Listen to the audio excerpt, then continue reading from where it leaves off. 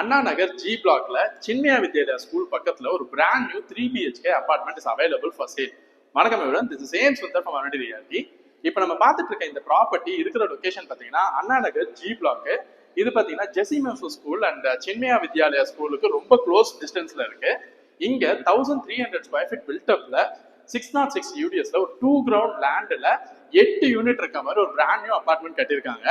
அதுல 3 bedroom 3 bathroom ஒரு ready to occupy apartment is available for sale.